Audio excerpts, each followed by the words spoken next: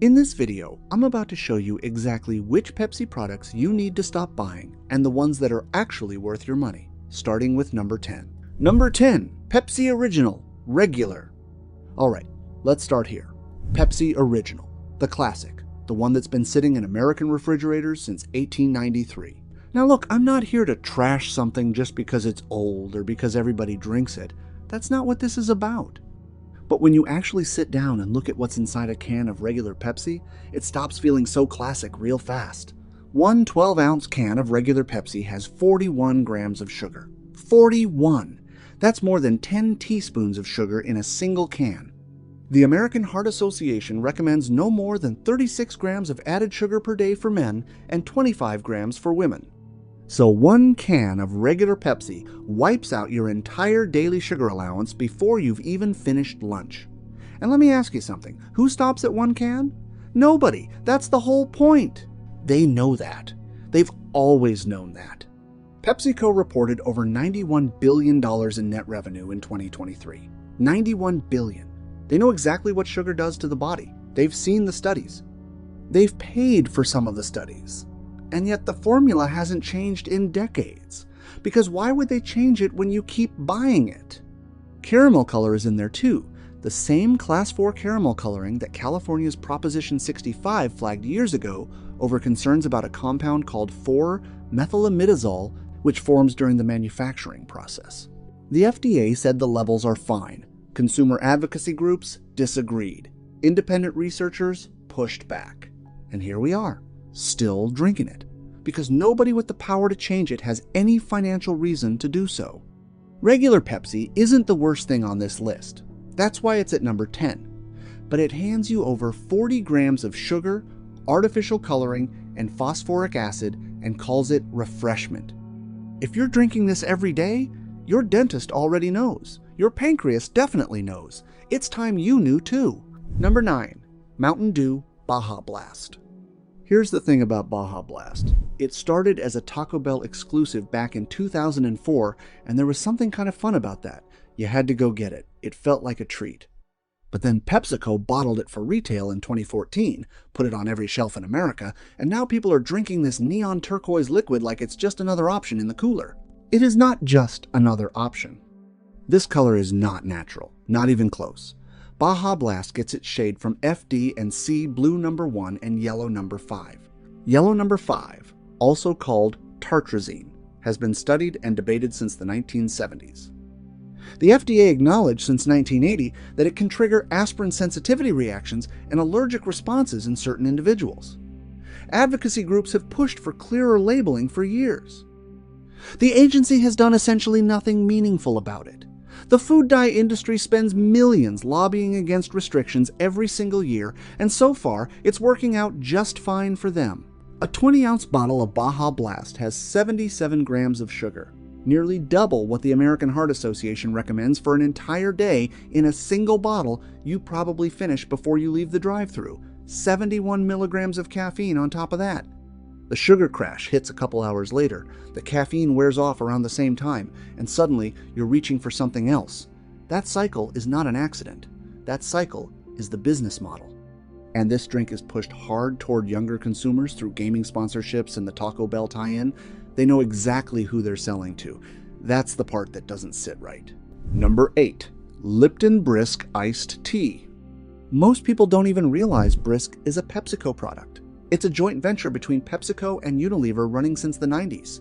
It's everywhere, gas stations, vending machines, school cafeterias. Cheap, looks harmless, says tea right on the label.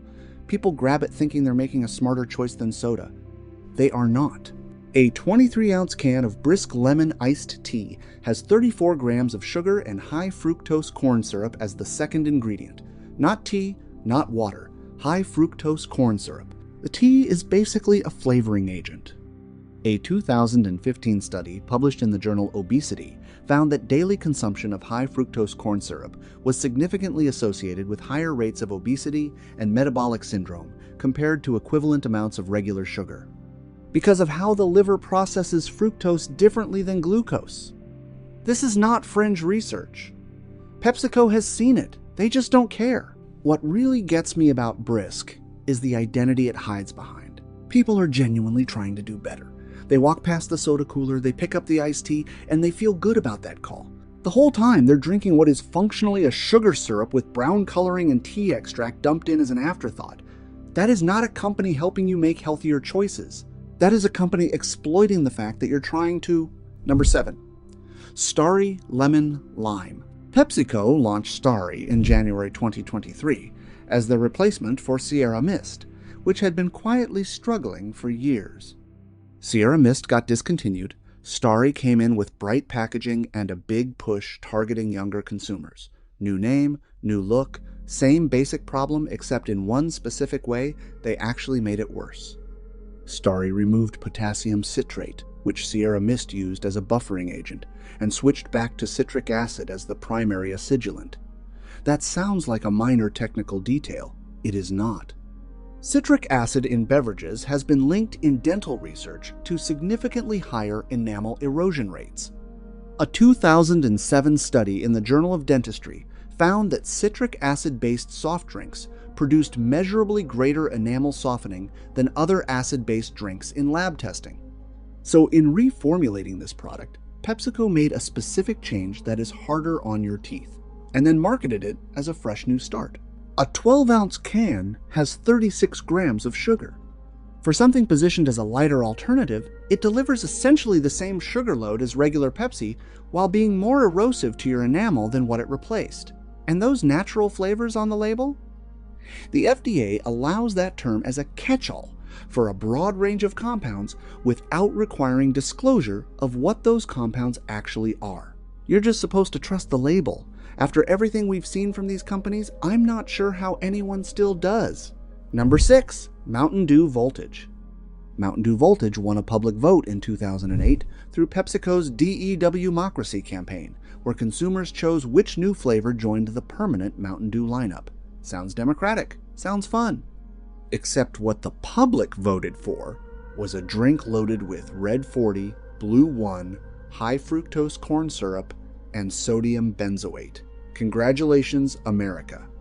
Sodium benzoate is a preservative that, when combined with ascorbic acid added to many beverages, can form benzene, a known human carcinogen. The FDA has acknowledged this reaction is chemically possible. The beverage industry responded by adjusting formulas just enough to say they addressed it. Voltage still contains sodium benzoate. PepsiCo has never publicly disclosed current benzene formation risk testing for this specific product. If the numbers were reassuring, you'd think they'd want you to see them. Sugar sits at 77 grams per 20 ounces. The dye load in Voltage is heavier than most Mountain Dew products because of the blue-red combination needed for that purple color. Red 40 is the single most consumed food dye in the United States right now. A 2021 review in Frontiers in Psychiatry noted growing evidence connecting high synthetic dye intake to behavioral effects in sensitive individuals. They made this permanent through a consumer vote 15 years ago and have never reformulated it once. That's the whole story. Number 5. Pepsi Wild Cherry. Pepsi Wild Cherry has been around since 1988, which means some of you have been drinking this for over 30 years. I get why. Cherry soda hits different. There's something nostalgic about it.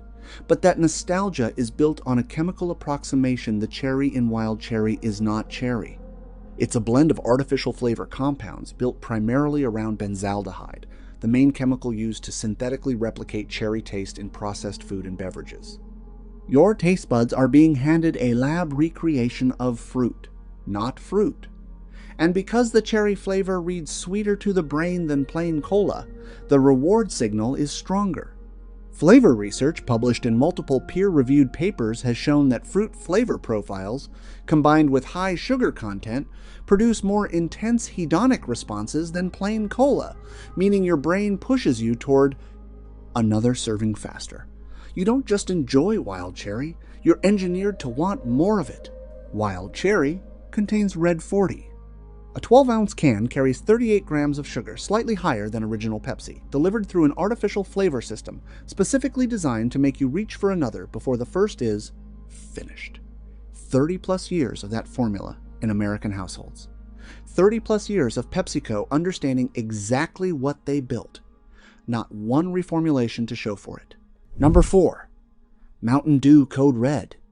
Code Red launched in 2001 and became one of the fastest growing soda extensions in PepsiCo's history. By 2002, it was generating over $1 billion in retail sales annually. A genuine cultural fixture, video games, extreme sports, the early 2000s internet, a whole generation grew up with this as part of the furniture of their lives. The ingredient panel tells the real story. Red 40 is the third ingredient. High fructose corn syrup is the second. A 12-ounce can has 46 grams of sugar, 5 more than regular Pepsi in the same size. The cherry citrus combination produces the same amplified reward signal as wild cherry, but Code Red adds 54 milligrams of caffeine per 12 ounces, on top of that 16 more than regular Pepsi. More sugar, more caffeine, a stronger craving loop built into every can. That generation that grew up on Code Red is now in their 30s and 40s. Many have been drinking it for over 2 decades. PepsiCo has never issued a meaningful reformulation or any reduction in sugar since launch. Not once in over 20 years. They've changed the can design, they've done limited colorways, the formula untouched. Because the formula is working exactly as designed, and changing it would cost them money? That's the whole story. Number 3. Pepsi Zero Sugar. This one surprises people. That's exactly why it's at number 3. Pepsi Zero Sugar is pushed hard as the smart alternative, the responsible adult decision. 0 grams of sugar, 0 calories, full-page ads, end cap displays at every major grocery chain in America. And people buy into it because the logic makes sense on the surface. No sugar means better for you, right? Not so fast.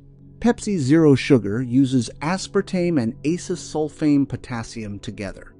In July 2023, the World Health Organization's International Agency for Research on Cancer classified aspartame as possibly carcinogenic to humans, Group 2B.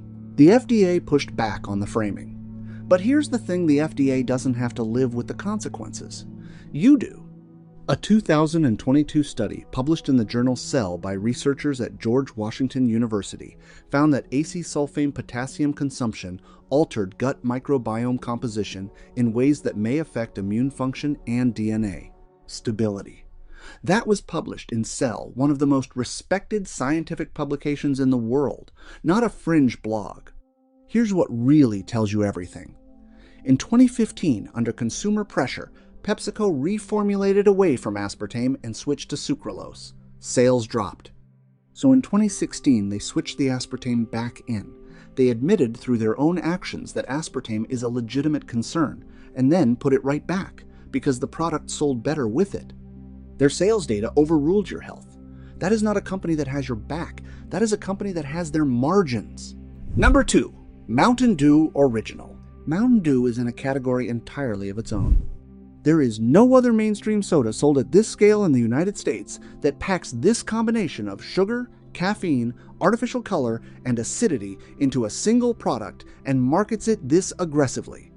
A 20-ounce bottle has 77 grams of sugar and 91 milligrams of caffeine. The Mayo Clinic advises a maximum of 400 milligrams of caffeine per day for healthy adults. 2 20-ounce Mountain Dews puts you nearly halfway to that limit from one beverage category alone. Among teenagers, a core demographic for this product, always have been, the recommended limits are significantly lower. The acidity is where the real long-term damage sits. Mountain Dew has a pH of around 3.3, making it significantly more erosive to tooth enamel than most sodas. Dental researchers identified a condition they call Mountain Dew Mouth Severe.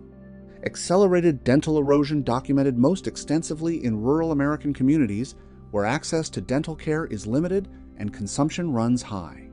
A 2009 USA Today feature reported on Appalachian communities where the drink was functionally replacing water for some households, children losing teeth, adults with advanced decay, all tied to one specific product that PepsiCo has sold without formula change for decades, while running marketing campaigns built entirely around energy and youth.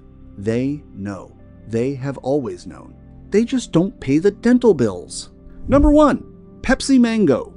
Pepsi Mango launched in 2021 with bright tropical packaging and a marketing angle built entirely around feeling fresh and real.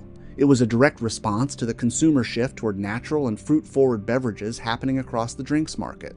PepsiCo watched people moving away from artificial flavors toward things that felt more honest, and they said, great, we'll give them a mango Pepsi. Except the mango is not real. There is no actual mango in Pepsi Mango. The tropical flavor comes entirely from artificial flavoring compounds.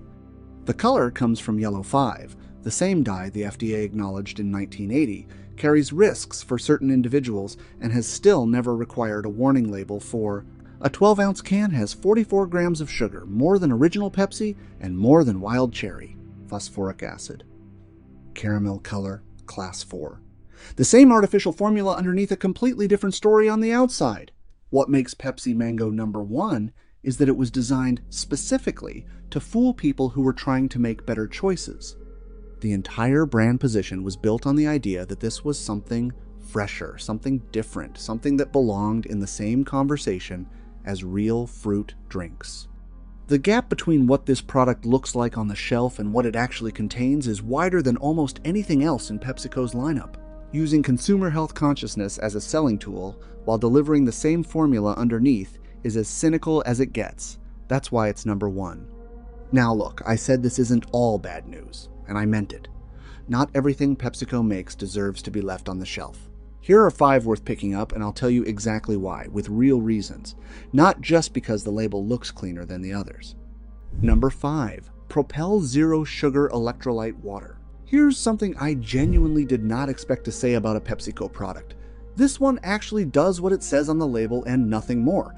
Propel is 0 sugar, 0 calories, with B vitamins B3, B5, and B6, plus antioxidants C and E. Developed as a fitness hydration product starting in 2000, and unlike the overwhelming majority of drinks marketed under an athletic label, Propel stripped the sugar out from day 1 and kept it out. The electrolyte numbers are real. A 16.9-ounce bottle gives you 160 milligrams of sodium and 40 milligrams of potassium.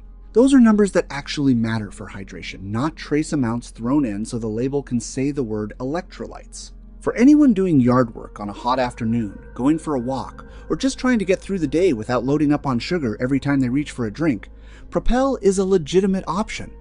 It uses sucralose for sweetness, which has its own debate, and I'm not pretending otherwise. But compared to everything in the first half of this video, a product with no sugar, real electrolytes, and 2 clean vitamins is not something I can tell you to walk past. This one earns its spot. Number 4. Gatorade G0. Regular Gatorade has 36 grams of sugar per 20-ounce bottle, essentially the same as a can of regular Pepsi. People have been drinking it after workouts for decades thinking they're doing their body a favor, and that sugar count is not doing them any favors at all. G0 fixes the one thing that made regular Gatorade hard to recommend. It cuts the sugar entirely to 0 while keeping the electrolyte profile exactly where it needs to be. 160 milligrams of sodium and 45 milligrams of potassium per 20 ounces.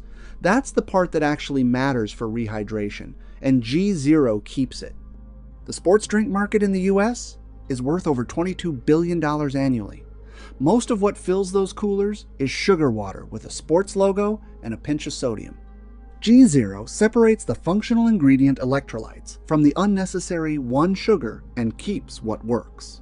It uses sucralose and acesulfame potassium, not perfect ingredients, I've already said as much. But if you work outside, if you're active, if you just need something that helps you actually rehydrate without the sugar load, G0 is the honest choice in this category. Compare it to anything in the Mountain Dew family we just covered, and it is a completely different conversation. Number 3, Life Deuter. Yes, it's premium bottled water. I know exactly what you're thinking. You're paying extra for water with a nice label. I understand the skepticism completely. But there's something actually different happening here compared to most premium water products, so hear me out. Life UTR is purified water remineralized with magnesium sulfate and potassium bicarbonate to a pH of between 6.4 and 7.4. A neutral to slightly alkaline mineral profile formulated with a specific functional intention. The National Institutes of Health has noted that roughly half of the United States population consumes less magnesium than the daily recommended amount. half the country running low on a mineral that plays a role in muscle function, nerve function, and blood sugar regulation. Life WTR is not a supplement, and nobody should treat it like one. But for a bottled water option, the mineral composition is intentional, not decorative.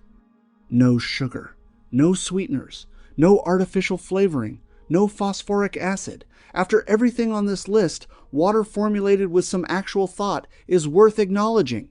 PepsiCo left this one alone in the best possible way. Sometimes that restraint is the most honest thing a company can do, and honestly, after the first half of this video, restraint feels refreshing. Number 2. Bubbly Sparkling Water. PepsiCo acquired Bubbly in 2018, and it has grown into one of the top-selling sparkling water brands in the country, competing directly with LaCroix and Spindrift. And it deserves that position not because of the marketing or the celebrity campaigns, but because of what is actually in the can. Zero sugar, zero sweeteners, zero sodium, 0 calories. The natural fruit flavors taste like the fruit on the label, without that chemical sharpness you get with cheaper sparkling waters. The carbonated water market in the US hit over $14 billion in retail value in 2023. And a lot of what fills that market is still flavored water hiding behind wellness packaging while quietly containing sweeteners or sodium. Bubbly keeps it honest.